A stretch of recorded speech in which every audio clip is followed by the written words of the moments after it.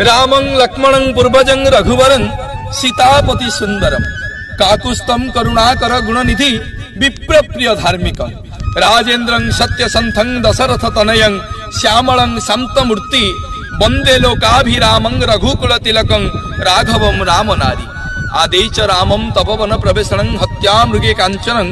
वैदेही हरणं जटायुमरणं सुग्रीवं संभाषणं बाली निग्रहणं समुद्र तरणं लंकापुरी दाहनं पश्चाते रावणं कुंभकर्ण निधनं एतादृशी रामायण मर्यादा पुरुषोत्तम श्री रामचंद्र जेतेबेले सीता मां को उद्धार करने को जाई किष्किंधा राज्य रे पहुंचिले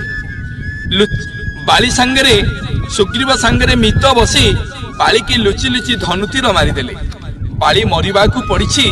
बाली की आनिकी कोଳରେ शुआइले पचारिले बाली कौन मागुछ माग तुमको आज बिना कारण मु मारी देइछि कौन मागुछ माग तमे जहा मागिबो तुमको आज मु अकुंठ चित्तरे वरदान को प्रदान करिबि दुई हाथ को जोड़ी देई बाली कहूची प्रभु आपणकर मोर कौनसी शत्रुता नथिला आपणकर मोर कौनसी द्वंद्व विवाद नथिला आपण बिना कारण मते मारी देले जे प्रभु किछि लोड़ा नहीं अंतिम काल रे मरण काल रे आपण को दर्शन करिबी ताठू बळी की बड़ भाग्य मो पई आउ किछि नाही ठाकुरे आउरु किछि लोड़ा नहीं मोर आपण को दर्शन केवल लोड़ा मर्यादा पुरुषोत्तम श्री रामचंद्र बाली की कहउछंती बाली मन दुख करनी कौन मागुछ माग आज तमे जहा मागिब तुमको मु सर्वस्व दे देबी दुई हाथ को जोड़ी बाली कहूची प्रभु जदि बर दबा को मन अछि ताहले मते एई बर दियंतु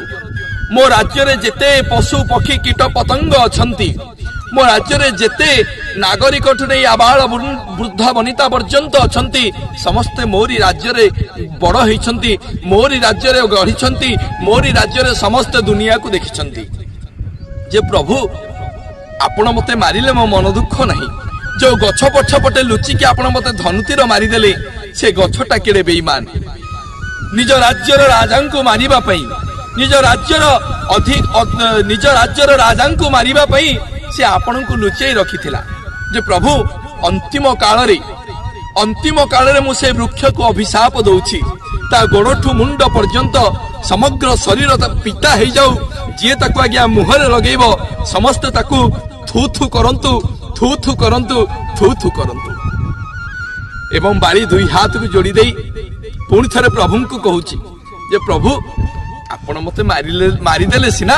किंतु द्वितीय वर दियंतु।